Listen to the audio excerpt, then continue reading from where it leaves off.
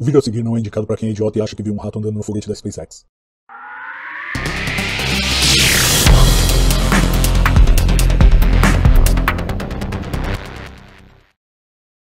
A Casa Branca divulgou na última sexta-feira, dia 9 de abril, os destaques de sua proposta orçamentária para a NASA em 2022. E, em geral, são boas notícias para a Agência Espacial Americana neste primeiro ano da administração Joe Biden.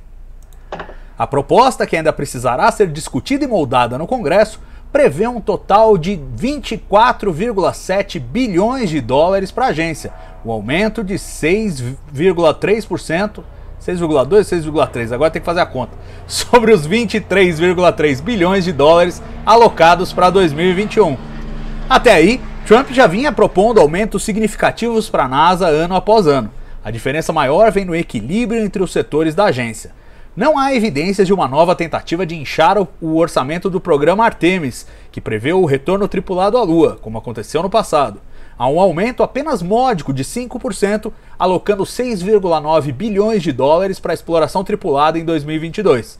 Isso significa que a meta de realizar o primeiro pouso lunar com astronautas em 2024 já pode ser tratada como virtual impossibilidade. Porém, a nova gestão segue apoiando o programa. E se não há inchaços, também não há tentativas de cancelamento sumários, como Trump tentou seguidas vezes e foi impedido pelo Congresso. A nova proposta prevê um aumento de 15% para programas de ciências da Terra, que passam de 2 bilhões em 2021 para 2,3 bilhões em 2022. Os recursos, diz o sumário da Casa Branca, serão usados para, abre aspas, iniciar a próxima geração de satélites de observação da Terra para estudar questões urgentes de ciência climática, fecha aspas.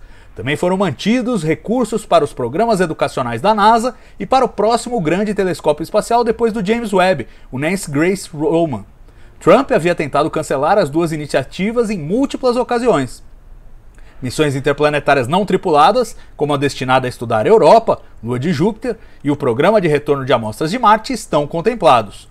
No geral, parece um orçamento que sofrerá bem menos alterações significativas no Congresso do que em gestões anteriores, dando duas sinalizações bastante importantes: continuidade e equilíbrio. É a primeira vez em 6 administrações, contando aí Bush pai, Clinton, Bush filho, Obama, Trump e Biden, que um presidente parece não ter intenções reformistas no programa espacial tripulado. Ainda é cedo, o novo governo está só começando, mas é um bom sinal e aumenta as chances de que o retorno à Lua se torne mesmo realidade nos próximos anos. Em outro sinal de que não quer chacoalhar o barco, Biden indicou Bill Nelson, ex-senador pela Flórida, historicamente envolvido com o programa, chegou até a voar num ônibus espacial em 1986, para ser o próximo administrador da NASA. Sua confirmação pelo Senado deve acontecer no dia 28 de abril.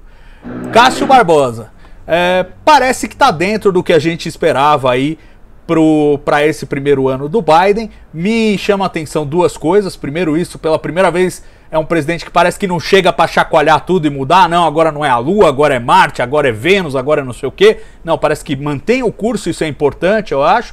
E a segunda coisa parou com aqueles cancelamentos de birra, tentar acabar com o programa de observação da Terra, da NASA, que é super importante, tentar acabar com os programas educacionais. Eu acho que tem essas duas sinalizações importantes e parece que o pessoal já está mudando a arquitetura do Artemis. Antes era previsto que o Artemis 3 teria o primeiro pouso na Lua, né? O primeiro pouso tripulado, e agora parece que o Artemis 3 vai ser totalmente ligado ao Gateway, a tal da estação espacial que eles vão colocar em órbita da Lua, e não vai ter pouso tripulado, já sinalizando que 2024 realmente não vai dar pé, como a gente tem falado aqui há um bom tempo. O que você achou dessa proposta? E você acha que vai ter muita chacoalhada no Congresso ou vai ficar por aí mesmo?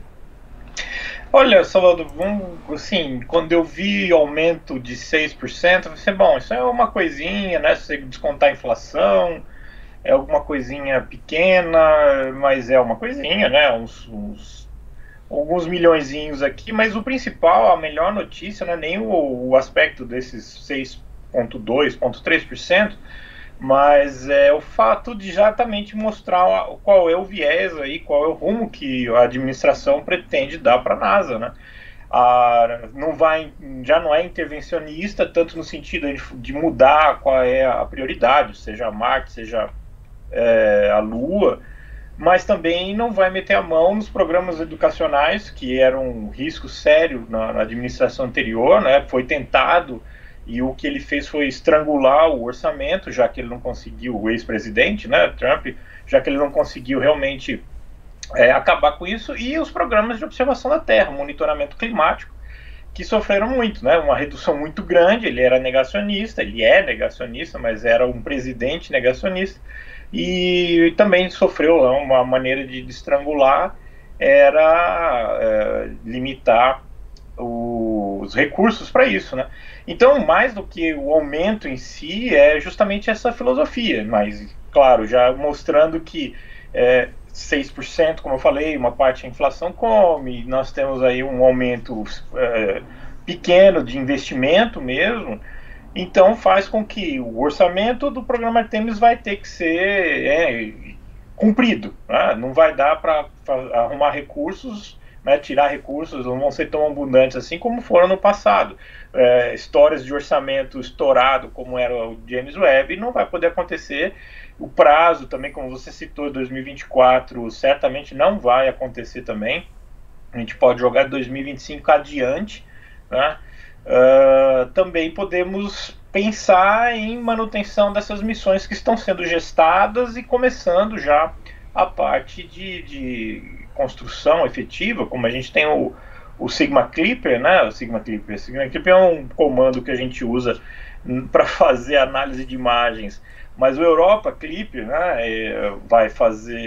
começa a sair do papel. Temos aqui essas missões de mais profundo espaço, né, que precisam aí de verba e continuação, né, dos programas que eles fazem de análise, de verificação de sistemas, tudo. Então tudo isso vai custando dinheiro, né? As próximas missões, a de recuperação de amostras marcianas, tudo isso a gente começa a ver que não deve ter uma interrupção assim, prematura ou um arrobo do presidente. E quando chegar no Congresso, eu não creio também que vá haver cortes, né? O Congresso é bastante conhecido por privilegiar, não diria, mas prestigiar a NASA, e acaba até reformando algumas das decisões consideradas equivocadas, e no caso do ex-presidente Trump até foram, né, com a tentativa lá de acabar com o James Webb, de cancelar os próximos telescópios espaciais e coisas nesse sentido. Então, moral da história, né, um resumão, o valor de face do que foi dado é pequeno, né, efetivamente são poucos milhões de dólares que vão entrar, mas o melhor de tudo, né, é um ano difícil da pós-pandemia, né, que vai ser encarado. Também os recursos não são tão grandes assim, mas há um viés já, um caminho sendo traçado que vai garantir que o próximo ano, né, as coisas tenham sequências, e aí quem sabe com uma melhora da economia norte-americana haja de fato um investimento mais pesado para qualquer uma dessas correntes aí de desenvolvimento, né, das novas sondas, dos novos departamentos, como o próprio parte de educação, né? Então realmente é uma boa notícia nesse sentido. Duas coisas eu acho que me chamaram mais atenção. Primeiro, o fato de ser um governador democrata, e normalmente os democratas reduzem orçamentos da NASA, historicamente tem sido assim, e ele fez um aumento. Você fala, é um aumento modesto, 6% e tal, mas num ambiente em que já estão torrando um caminhão de dinheiro por causa de pandemia e tal, eles aumentarem 6%, certamente foi acima da inflação americana no período, né? Porque com economia estagnada e coronavírus, certamente a inflação não bateu isso. Foi um aumento significativo. E o que me chama mais a atenção, e você mencionou aí muito bem, o Congresso muitas vezes sendo proativo para salvar coisas que a administração tenta derrubar. Então, assim, e aí para não ficar só no Trump, que seguidas vezes tentou derrubar o WFIRST, que agora é o telescópio Roman, e o Congresso manteve, ou tentou derrubar o investimento em ciências da Terra e o Congresso manteve, ou educação e o Congresso manteve, mas a gente teve, por exemplo, a New Horizons, que ia para Plutão. A NASA, o governo na época tentou cancelar, era o Bush, tentou cancelar. o Congresso não deixou, salvou. O Hubble não era para ter passado pela última reforma, a proposta da NASA era não fazer, muito perigoso, ônibus espacial, o Congresso foi lá e salvou. Então o Congresso tem esse histórico já na administração da NASA, não de ser partidário, do tipo, é uma administração de oposição, de situação, não sei o quê, mas assim, quando fazem cagada no orçamento, ele vai lá e salva. Parece aquelas salvadas de fundo de quadra de vôlei. O Congresso vai lá e recupera uma bola perdida. E nesse caso, parece que o Biden não deixou bola perdida para eles salvarem. Então eu imagino um trânsito mais suave desse orçamento pelo processo aí do Congresso do que normalmente que fica uma discussão, e aí tem o orçamento do Senado, o orçamento da Câmara, eles têm que chegar num acordo, às vezes atrasa, precisa de resolução de continuidade para não fechar a NASA no período. Parece que não vai ter isso, né? Exato. Dá até para sonhar que ele reforme dando um pouco a mais do que esses 6% e privilegiando, por exemplo, ciências da Terra, né, que saíram lá do protocolo de Paris, agora entraram de novo. Então dá até para sonhar que tenha uma reforma e que seja para melhor, mas realmente, passando esse mesmo orçamento sem nenhum furo, sem nada para ter que trabalhar em cima, a gente espera que seja rapidinho, leve os trâmites normais, inclusive, né, falando aí de orçamento reservado à pandemia. Então, realmente, se tiver uma modificação, o que eu espero é que seja até incrementado de alguma maneira, privilegiando essas áreas mais próximas aí das mudanças climáticas.